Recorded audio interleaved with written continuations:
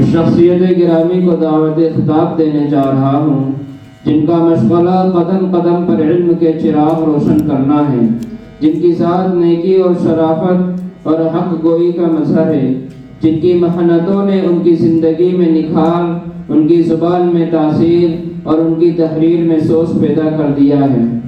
میری مراد حضرت مولانا مفتی عابد سمیع صاحب ہیں۔ میں حضرت سے عاجزانہ درخواست کرتا ہوں کہ وہ تشریف لائیں اور تمام عنوانات پر تبصرہ کرتے ہوئے سالار کارواں کی حیثیت سے قافلہ خطابت کو منزل مقصود پر پہنچائیں۔ السلام علیکم ورحمۃ اللہ وبرکاتہ۔ الحمد للہ الذی من لا تراہ العیون ولا تخالطه الظنون ولا يصفه الواصفون ولا تغيره الحوادث ولا يخشى الدوائر، ونشهد أن لا إله إلا الله وحده لا شريك له، ونشهد أن سيدنا ومولانا محمدا عبده ورسوله صلى الله تعالى عليه وعلى آله وأصحابه وبارك وسلم تسليما كثيرا كثيرا، وأعوذ بالله من الشيطان الرجيم، بسم الله الرحمن الرحيم، ولا تهنوا ولا تحزنوا وأنتم الأعلون إن كنتم مؤمنين، صدق الله العظيم۔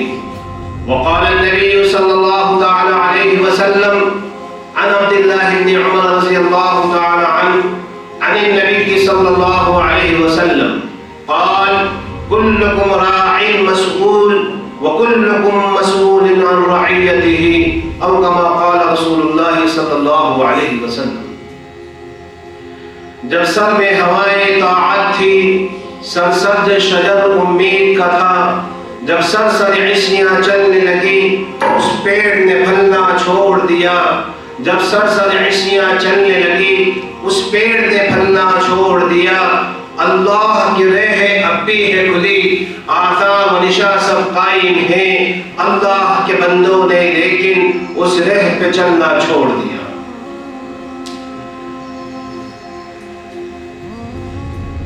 عزیز طلبہ کرام، محترم اساتذہ عظام اور ہمارے مخصوص اور خصوصی مہمان کرام، یہ بات امت مسلمہ کے لیے اظہر من الشمس ہے، اس بات کے بیان کی کوئی ضرورت نہیں، یہ بات پوری دنیا پر عیاں ہے۔ جب جب بھی امت مسلمہ کا تعلق اللہ تبارک و تعالی اور تاجدار مدینہ احمد مصطفیٰ محمد مصطفیٰ سرور کونین، تاجدار مدینہ محمد رسول اللہ صلی اللہ علیہ وسلم کی ذات اقدس سے رہا ہے، اللہ نے اس مسلمان کو عزت و رفعت کے آسمان پر بٹھا کے رکھا، اور یہ تاریخ بھی گواہ ہے کہ جس دن اس امت کا تعلق اللہ سے ٹوٹا، اللہ کے پیارے حبیب حضرت محمد رسول اللہ صلی اللہ علیہ وسلم سے ٹوٹا ہے، تو وہ قوم اور وہ امت اور وہ اہل اسلام جنہیں دیکھ کر سمندر راستے دیا کرتا تھا، جنگل کے درندے پرندے چرندے دیکھ کر انہیں چوکی بنانے کے لیے کہہ دیا کرتے تھے، اللہ کی قسم اس ایمان والے کو اور اس اسلام پرست انسان کو عزت اور رفعت کے آسمان سے اٹھا کر ذلت اور پستی کے غار میں پھینک دیا۔ موجودہ حالات پر تبصرہ اگر کیا جائے تو اس وقت میں ہمیں جس چیز کی ضرورت ہے وہ چیز ہے تعلیم اور ایجوکیشن۔ اگر ہم تاریخ کے اوراق کو اٹھا کر جائیں گے تو جو ہمارے علماء کرام رہے ہیں، ہمارے علماء اعلام رہے ہیں، انہوں نے جس طرف اور جس سمت میں امت کو جو راستہ بتایا ہے وہ راستہ اس تعلیم کا تھا، اس قرآن کی تعلیم کا تھا کہ یہ مسلمان دنیا میں فقیر بن کے نہیں آیا ہے۔ محمد صلی اللہ علیہ وسلم نے فقر و فاقے کی تعلیم مسلمانوں کو نہیں دی ہے، بلکہ وَإِذْ قَالَ رَبُّكَ لِلْمَلَائِكَةِ إِنِّي جَاعِلٌ فِي الْأَرْضِ خَلِيفَةً کا مصداق بنا کر اللہ اس امت کو دنیا میں چھوڑ کر گئے تھے. اللہ کے نبی صلی اللہ علیہ وسلم نے جو تعلیم دی مسلمان کو وہ خلافت کی تعلیم دی تھی. آج کا مسلمان تعلیم کو چھوڑ کر, ایجوکیشن کو چھوڑ کر, میرے بھائی ایک طرف تو اللہ کے نبی نے کہا ربنا آتنا فی الدنیا حسنہ, اے اللہ تو میری دنیا کی زندگی بھی خوبصورت بنا, وفی الآخرۃ حسنہ, اور آخرت کی زندگی بھی خوبصورت بنا. انما الدنیا خلقت لکم وانکم خلقتم للآخرہ, بے شک ساری کی ساری دنیا تمہارے لیے بنائی گئی ہے اور تمہیں آخرت کے لیے بنایا گیا ہے. جس دن یہ مسلمان اللہ کے لیے جینا, اللہ کے لیے مرنا اور محمد مصطفیٰ صلی اللہ علیہ وسلم کی سنتوں کو اپنی زندگی میں پیدا کرنے والا بن جائے گا, اللہ کی قسم یہ وہی عفت اور رفعت اور سربلندی کے پہاڑ پہ چڑھنے والا بن جائے گا. علامہ اقبال نے جامع مسجد کی سیڑھیوں سے ایک بیان دیا تھا, جس بیان کا خلاصہ یہ ہے کہ انڈین مسلمز, جو ہندوستان کے جو مسلمان ہیں, وہ اہل اسلام اور وہ ہندوستان میں رہنے والے بھائی, یہ دو چیزوں پر محنت کر لیں گے, دنیا میں ان کے لیے ہندوستان سے بہتر کوئی جگہ نہیں. یہ سب اونچا کر کر اور عزت کے ساتھ اپنے آپ کو یوں کہیں گے جو عامر ابن ربیع رضی اللہ تعالیٰ عنہ نے رستم کے دربار میں کہا تھا.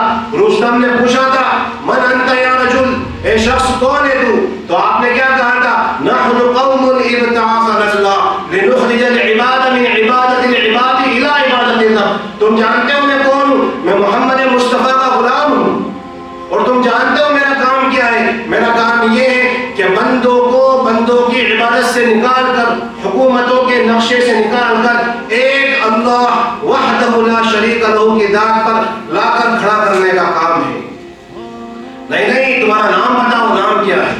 یہ مسلمان تھا کہ جس کے سامنے وہ حکومتیں جنہوں نے اس دنیا کے اوپر 2000 سال تک حکومتیں کی, قیصر الساسان, اس کی تاریخ کو اگر ہم اٹھا کر دیکھیں گے تو قیصر الساسان کا تاج بلال حبشی, صہیب رومی اور سلمان فارسی رضی اللہ تعالی علیہم اجمعین, یہ غریب اور جو اس وقت کے سب سے بے بس صحابہ کرام تھے, ان کے سامنے وہ تاج پڑا ہوا تھا جس تاج نے دنیا پہ 2000 سال حکومت کی تھی. صہیب رومی نے ادھر سے اس تاج کو ٹھوکر ماری, ادھر سے حضرت بلال حبشی نے ٹھوکر دی ہے. ایسے چند صحابہ اس سے کھیل رہے ہیں.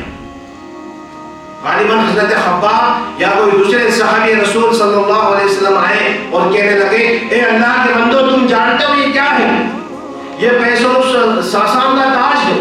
یہ تاج وہ ہے جس نے دنیا کے اوپر 2000 سال تک کی حکومت کی ہے, اور تم اس تاج کو ٹھوکروں میں لے رہے ہو, تم اس تاج کو ٹھوکروں میں لے رہے ہو. ارے اٹھاؤ, یہ اللہ کی ایک نعمت ہے جو اللہ نے تمہیں دی ہے. حضرت عمر کے پاس تاج کو اٹھا کے لے گیا, آپ نے اس تاج کے ٹکڑے کرے اور غریبوں میں اور یتیموں میں تقسیم کر دی. بھائی یہ مسلمان تھے کہ حکومتیں ان کے قدموں میں پڑی ہوئی تھی. اس کا ایک ہی راستہ تھا کہ ان لوگوں نے اپنی ذات کو اللہ کی ذات سے جوڑا تھا. انہوں نے اپنی زندگیوں کا جو رخ بدلا تھا وہ رخ تھا محمد صلی اللہ علیہ وسلم.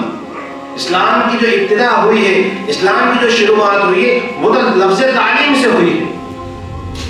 مولانا ابو الکلام آزاد رحمۃ اللہ علیہ نے جامع مسجد کی سیڑھیوں سے کہا تھا, علامہ اقبال نے نہیں کہا تھا, مولانا ابو الکلام آزاد نے جامع مسجد کی سیڑھیوں سے یہ بات دہرائی تھی. ہندوستان میں رہنے والے وہ مسلمان جو 47 کے بعد یہاں پہ رک گئے تھے, یہ بات کہی تھی کہ ہندوستان کے رہنے والے جو مسلمان ہیں, ان کو اگر ہندوستان میں رہ کے اپنی زمین کو وسیع کرنا ہے, اپنے پلیٹ فارم کو مضبوط کرنا ہے, اپنے فاؤنڈیشن کو طاقتور بنانا ہے, اس کے ٹھوس کو اور اس کے پاور کو بہت جو قوی بنانا ہے, تو وہ دو چیزوں پر محنت کرنا ہے. عزیز دوستو, افسوس اور افسوس, دل خون کے آنسو رہتا ہے. ہمارے بھائیوں نے جماعت خانوں میں بڑی محنت کی ہے, گوشت پوشت کے کھانے پر بڑی محنت کی ہے, اور دنیا کی وہ چیزیں کہ ایک بہت بڑے عالم میں نام ظاہر نہیں کروں گا, انہوں نے اپنے بیان میں کہا کہ جو بڑے بڑے جلسے جلوس ہوتے ہیں, اس پہ جو محنتیں ہوئی ہیں, یہ ساری کی ساری محنتیں آج منفی ہیں. جو میرا بھائی آج کھڑا ہے مسلمان, میرے پاس ایجوکیشن کے نام پر اور تعلیم کے نام پر میرے لیے جو ہے لڑ سکتا ہوں. ایک نوجوان نہیں ہے. کووڈ-19 آیا، اس وقت مجھے احساس ہوا کہ میرے قوم کے اندر ڈاکٹر ہونا چاہیے، ہماری بہنوں کے اندر ڈاکٹر ہونا چاہیے، ہماری بہنوں کے اندر ایسی نرس ہونا چاہیے کہ کئی نوجوان ڈاکٹر کھڑے ہوتے ہیں، ایک لڑکی کو برہنہ کیا جاتا ہے اور ایک جانچ کے نام پہ اس کی بے پردگی کی جاتی ہے. عزیز بھائیوں، اللہ کے رسول صلی اللہ علیہ وسلم نے یوں نہیں کہا تھا کہ تم پورے کے پورے آخرت کے لیے کھپ جانا، بلکہ آپ نے یوں کہا تھا ربنا آتنا فی الدنیا حسنہ، اے اللہ تو میری دنیا کی زندگی میں خوبصورت بنا اور میری آخرت والی زندگی میں خوبصورت بنا. یہ پیغام دیا تھا. علامہ حضرت مولانا ابوالکلام آزاد نے کہا کہ ہندوستان کے رہنے والے مسلمان دو چیزوں پر محنت کریں، ایک بہترین ایجوکیشن اور دوسری بہترین لیڈرشپ. آج میری قوم، مجھے افسوس ہے کہ یہ میری قوم آج تعلیم سے بھی پیچھے ہے اور میری قوم بہترین رہبری سے بھی پیچھے ہے. آج اگر میں نے کسی چیز کے لیے اپنے معاملے کو سامنے رکھا، اللہ کی قسم میرے پیچھے کھڑے ہونے والا کوئی نہیں ہے. جب تک کہ میری قوم میں تعلیم نہیں ہوگی، ہمارے اندر بیداری پیدا نہیں ہوگی. اگر کسی قوم کو ختم کرنا ہو، برباد کرنا ہو، تو اس کے اندر جاہلوں کو پیدا کرو. میرے بھائیوں، اگر ہم ایمان کے اوپر محنت کرنے کی بات کرتے ہیں کہ ہم تو ایمان پہ محنت کرتے ہیں، اللہ کو راضی کرتے ہیں، اللہ کے رسول صلی اللہ علیہ وسلم کو راضی کرتے ہیں، خدا کی قسم ابھی ہمارا ایمان اس سطح پہ بھی نہیں پہنچا ہے کہ درخت کے ایک پتے کو ہم ہلا سکیں. کہ 12,000 کا ایک لشکر دریا دجلہ کے کنارے پر سعد بن ابی وقاص رضی اللہ تعالیٰ عنہ اس جماعت کے امیر ہیں. ایک صحابی رضی اللہ تعالیٰ عنہ آتے ہیں، حضرت ابن العلا حضرمی رضی اللہ تعالیٰ عنہ، اور کہتے ہیں اے امیر المومنین، یہ دریائے دجلہ کے کنارے پر ہم نے قرآن مجید کے پڑھنے کے حلقے لگائے ہیں. میرے بھائیوں، یہ تعلیم کا ایک پیغام تھا کہ ہم کہاں کھڑے، معرکے پہ کھڑے ہیں اور وہاں پر قرآن کریم کی تعلیم کے حلقے دریائے دجلہ کے کنارے پہ لگائے جا رہے ہیں. ایک صحابی رسول آتے ہیں، اے امیر المومنین سعد بن ابی وقاص، یہ موجے مارتا ہوا دریا کیا ہمیں اس کے پار جانے دے گا؟ کیا یہ دریائے دجلہ ہمیں راستہ دے گا؟ کیا یہ دریائے دجلہ ہمیں اس کی چھاتی پر چلنے دے گا؟ امیر المومنین نے کہا کہ موجوں کے تھپیڑوں سے نہ ہم کو ڈرا ساحل، موجوں کے تھپیڑوں سے نہ ہم کو ڈرا ساحل، ہم بحر طوفان ہیں جو دریا میں کھلے ہیں.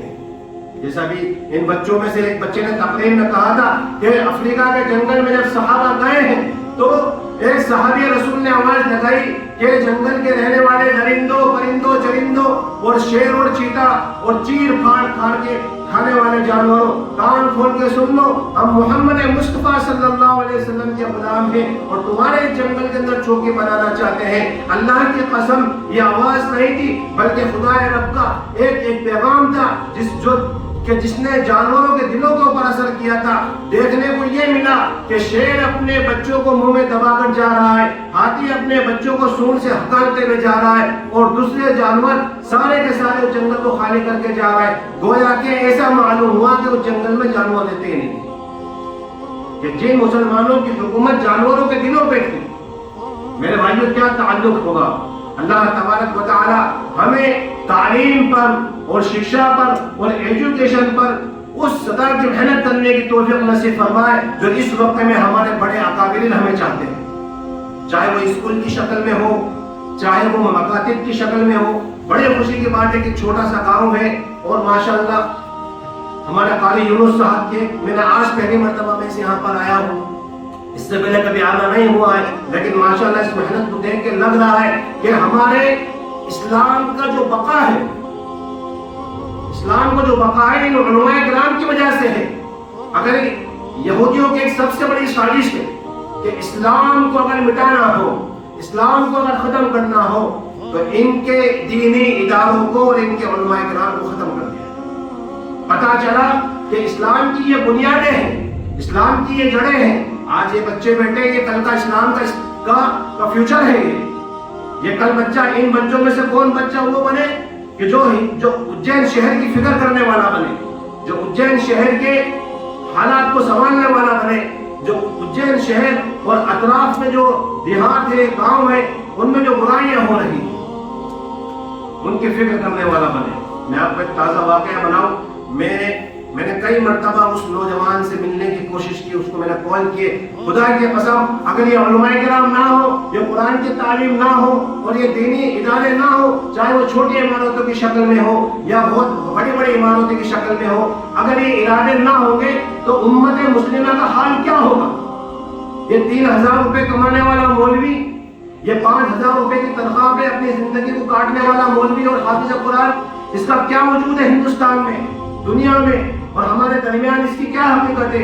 اللہ کی قسم ابھی چند دنوں پہلے کی میں آپ کو بات بتاتا ہوں. یہ 20 کلومیٹر کے ایریے میں ایک مسلمان نوجوان لڑکا کھڑے کھڑے مرتد ہو گیا, کھڑے کھڑے مرتد ہو گیا.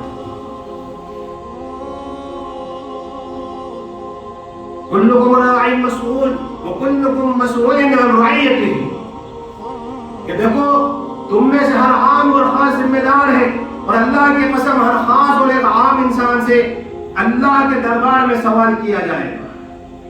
وہ نوجوان وہ 20-22 سال کا نہیں بلکہ 27-28 سال کا نوجوان, 3-4 بچوں کا باپ. میں کئی مرتبہ اس کے گاؤں گیا, اس سے میں نے ملنے کی کوشش کی لیکن نہیں ملا. بھائیو یہ علماء کرام, ان کا بنا یہ فیکٹری ہے, اس کا کیا کریں گے یہ بچے؟ ان کا کوئی آتنگواد سے تعلق ہے؟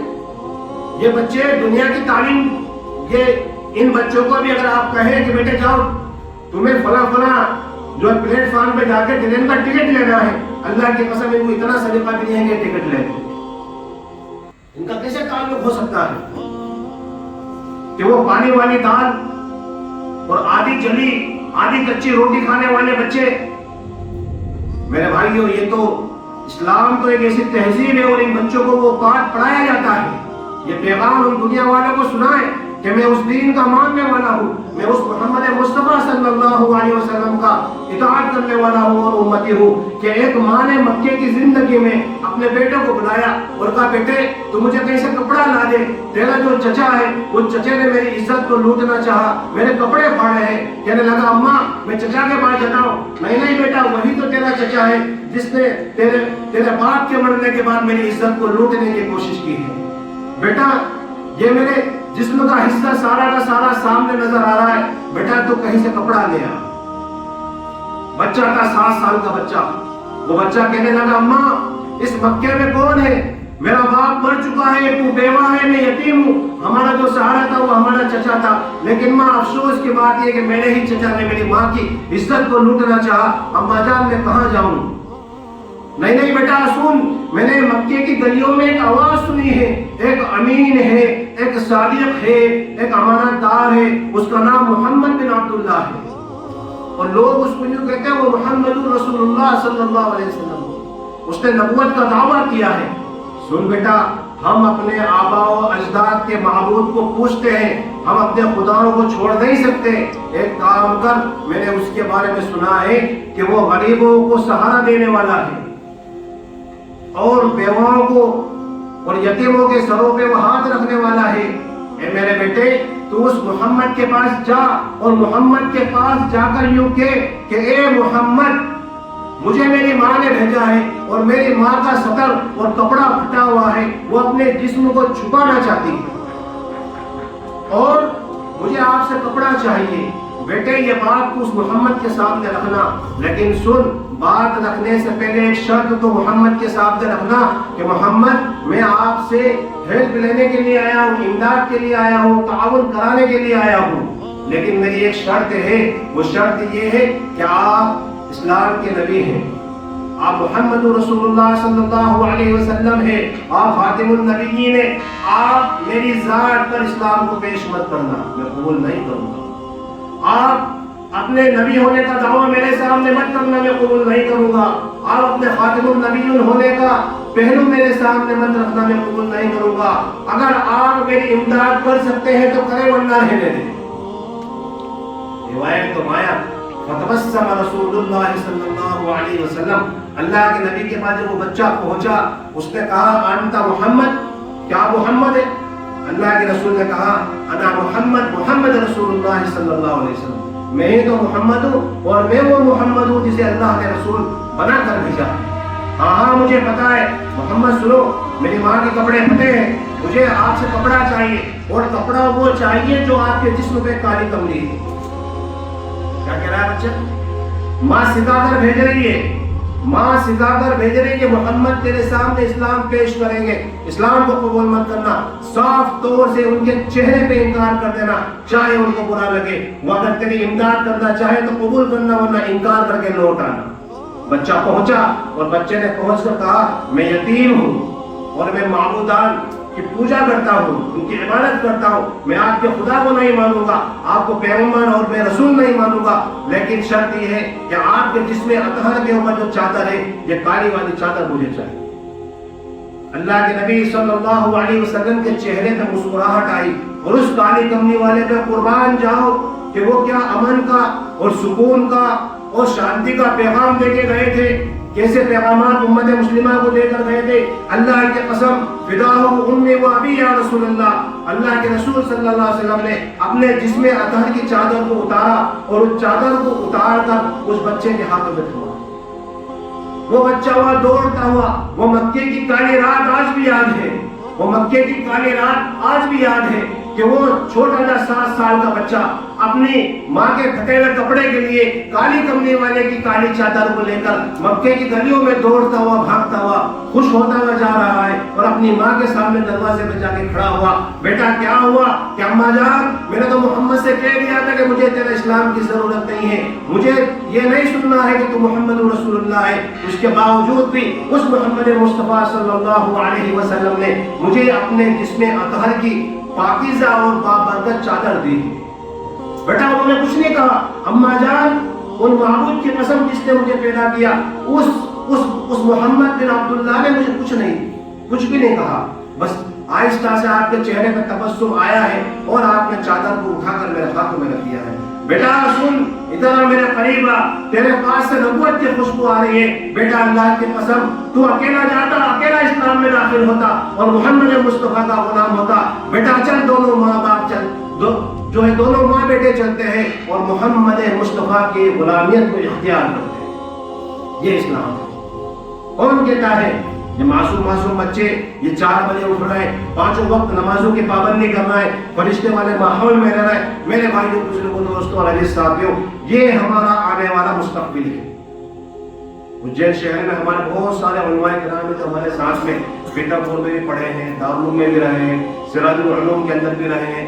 ماشاءاللہ اللہ انہی بچوں سے ان بچوں سے صوبائی محنت بھی لے رہا ہے، ضلع کے اعتبار سے، حلقوں کے اعتبار سے بھی محنت لے رہا ہے۔ میں نے اپنی زندگی کے اندر کبھی بھی یہ خیال نہیں کیا تھا کہ میں 14 ملکوں کی جماعتوں کو لے کے چلوں گا، جس میں امریکہ کے بھی ہوں گے، روس کے بھی ہوں گے، اور فلاں ملک کے ہوں گے، ٹیکساس کے ہوں گے، لیبنان کے ہوں گے، بحرین کے ہوں گے، ٹیونس کے ہوں گے، مکہ المکرمہ کے ہوں گے، اور باہا کے ہوں گے۔ اتنے 14-15 ملکوں کی جماعت کو جب لے کے چلا تو معلوم پڑا کہ یہ جو ہمارے ادارے ہیں جہاں پہ قرآن کریم کی تعلیم دی جاتی ہے، جہاں پہ اللہ اس کے رسول صلی اللہ علیہ وسلم کے پیغام کو دلوں کے اندر بسایا جاتا ہے، پتہ چلتا ہے کہ یہ محنت آج نہیں، آنے والی زندگی کے اندر اس جو بنجر زمین ہے، اس بنجر زمین کو سرسبز شاداب کرے۔ اور جو شعر کہا تھا بچے نے، جب سر میں ہوائیں طاعت تھی، سرسبز شجر امید کا تھا۔ جب دین کی فکریں تھی اور ایک ایمان والا دوسرے ایمان والے کی فکر کر رہا تھا، بلکہ ایک انسان دوسرے انسان کی فکر کر رہا تھا کہ کس طریقے سے ہمارے درمیان میں بھلائیوں کے اور خیر کے معاملے ہو جائے، آپس میں ہم ایک دوسرے کے حقوق کو ادا کرنے والے بن جائیں۔ جانوروں کے حق بھی اسلام نے بتائے ہیں کہ فرمایا کہ جانوروں کے چہرے میں نہ مارا جائے، ہم تو اس دھرم کے ماننے والے ہیں، اس دین کے ماننے والے ہیں۔ جب سر میں ہوائیں طاعت تھی، سرسبز شجر امید کا تھا، جو دین کا درخت تھا نا وہ سرسبز و شاداب تھا، وہ ہرا بھرا تھا، وہ پھلدار تھا، اس کے پھلوں کو توڑ کے لوگ زندگی گزار رہے تھے اور اس کے سائے میں آ کے بیٹھ کر لوگ آرام کر رہے تھے۔ لیکن کیا ہوا؟ جب سرسن عیسیاں چلنے لگی، اس پیڑ نے پھلنا چھوڑ دیا۔